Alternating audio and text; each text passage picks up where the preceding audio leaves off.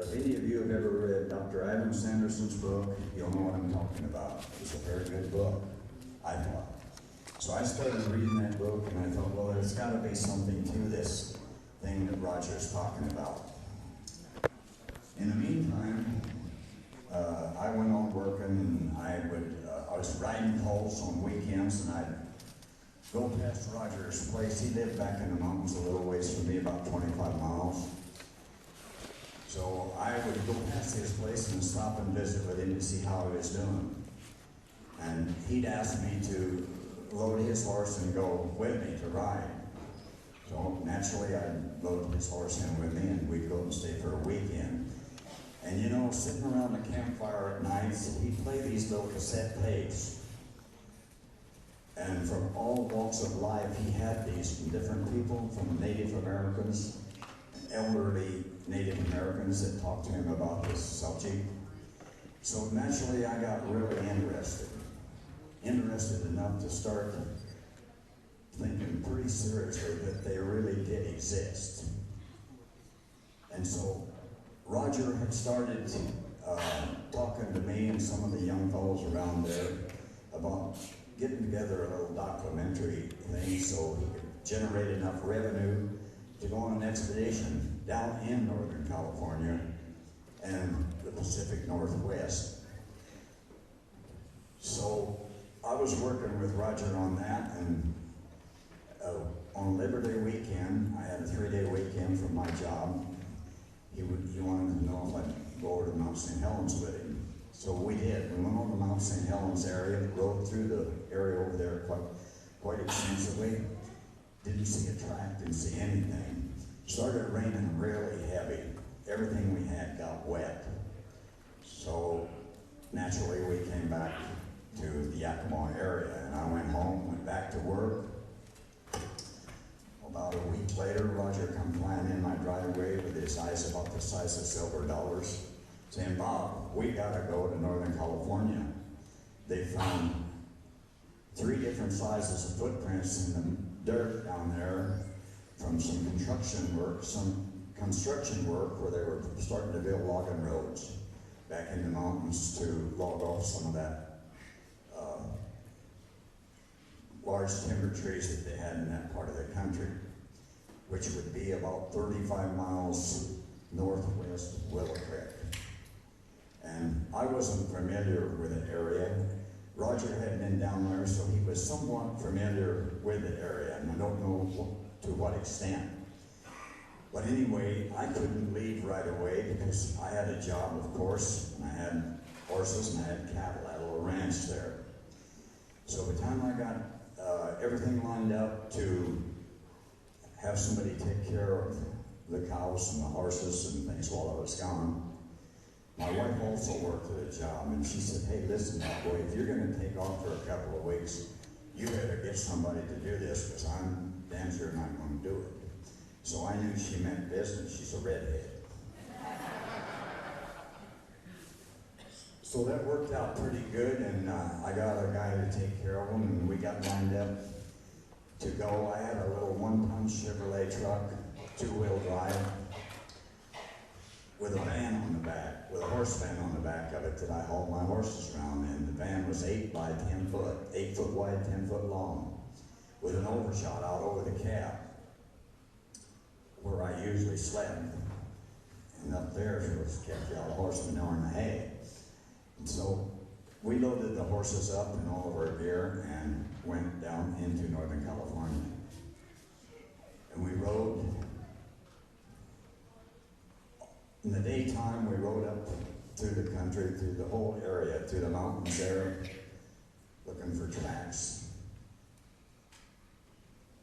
or whatever we might be able to find. And we had been there, like I say, we got down there probably, I don't know the exact date. I've tried to remember that, but I really don't. It was probably the 1st of October or the last of September. And like I say, we rode many miles in that woods in different areas, and we thought it was great habitat for the Bigfoot creature. And on October 20th, It was a beautiful fall day, sunshiny. But, you know, in October you have short days and frosty nights, and the leaves on the trees are turning all beautiful colors. And when we rode out that, well, actually, I go back just a little ways. I rode out early that morning. Roger, he liked to sleep in a little better. And I always wanted to be up before at daylight. And I like to see that sun coming up in the morning. And so I was up and out riding and covering some ground earlier. And I left Roger sleeping in the truck. I come back about 11 o'clock. A shoe on my horse loosened up, and I knew I had to go back and tighten that shoe. So I went back in to tighten the shoe up. And Roger had got up and saddled his horse and went south from the way I went north, and he had gone south. So I was tightening the shoe, and Roger rode in, asked me where I'd gone. I said, well, you know, Roger, I rode up there about 8 or 9 miles, and he said, I just took a short ride a couple miles south of here. So he said, what do you think about us getting our gear all together, packing up the pack horse and everything that we got here, and staying out a couple of nights up in an area of what looked really good, I guess, as far as habitat is concerned, is what I'm trying to say. So what we did, we had everything packed up on this little pack horse that Roger owned. And I think that you've probably seen that picture up there that Michael Rudd had made up over the years from talking to me, kind of what it looked like down there. Well, the little pack horse was a little white POA pony, but he could pack a pretty good load. And so we had our sleeping bags, and it was warm. We had our sleeping bags and what gear that we was going to have to camp out with, and we was riding up the creek. And shortly after noon, I think it was probably, I never did really determine the exact time, but it was in the afternoon, because the sun was setting over in the west, starting to get over in the west. And the mountains, you know, it doesn't take long, that sun disappears off through them on the trees. Roger and I were riding up this creek bed. We come around a big downfall tree by the creek. The creek had rerouted itself around this, and the creature was standing beside the creek. Of course, everything happened so rapidly at that time, it was just like, go, go, go. Roger was trying to get his horse. I used to say to people, his horse blew up, but horses apparently don't blow up, because I said that one time, and the person said, well, explosives blow up. Horses can't blow up, do they really? And I said, well, what I really mean is the horse just had a fit. And that probably didn't really explain how the horse acted.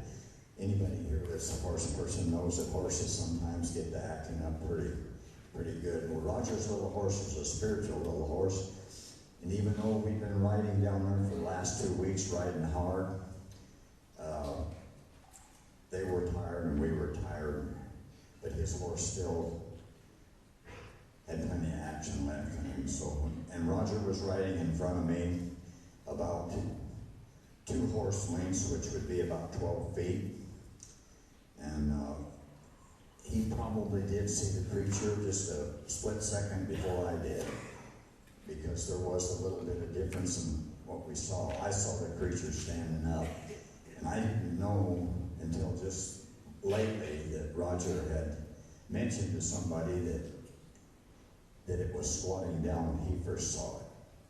So I haven't been saying that until just recently, and then I got a little bit of, it come out in the newsletter really lately, and I had kind of forgot, so I'm going to clarify that.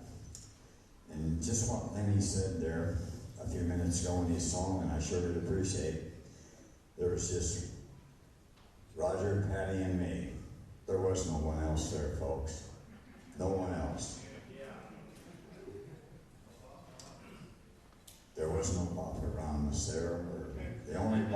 folks there was the one that's standing up here talking to you folks right now.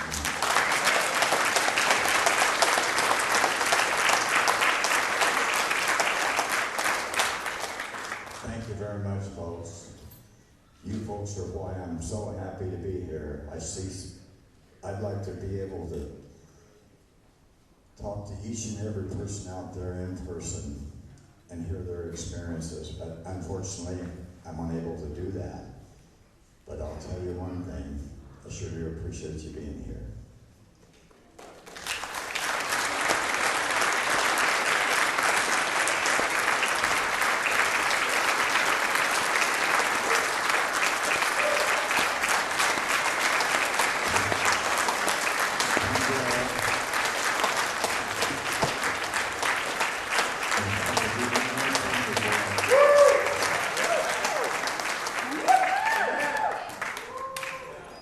Thank you so much, folks.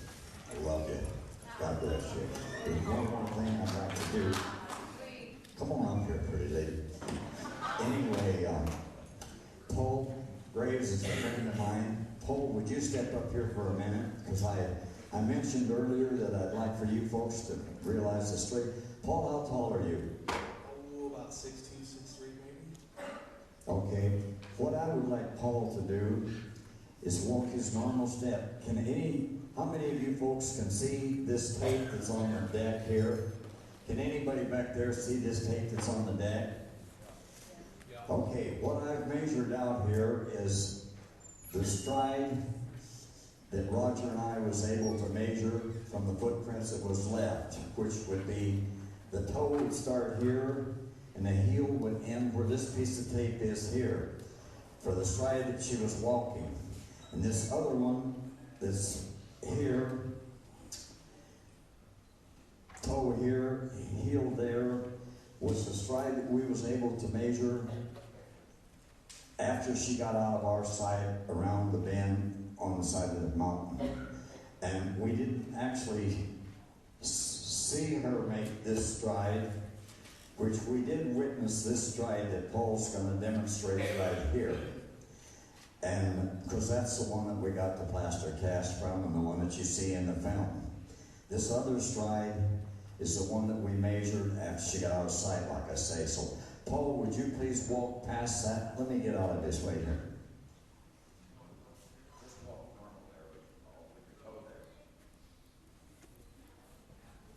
Thank you, Paul. Would you step over there and walk on that one? Can you folks all see what Paul's doing here? No, try to make that step. This step, that. Maybe pretend you're...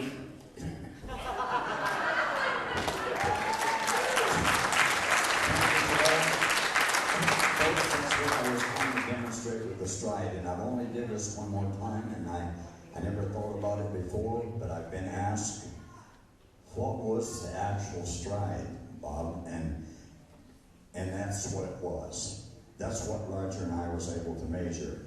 And I short-shotted that just a little to give you the benefit of the doubt. Those small stride walking, heel to toe, was 42 to 46 inches. And that one's 43 inches.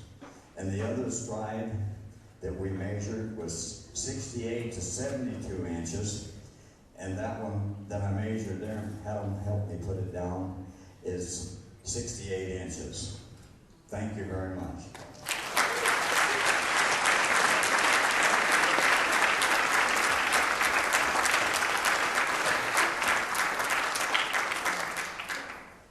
Thank you, Bob. You know, Bob is really represents our elders, and as you know, the Native tradition, and I hope in all of our traditions we respect the ancestors and the elders. And he certainly brings an aura of integrity and authenticity to our family here, I believe. So thanks again, Bob.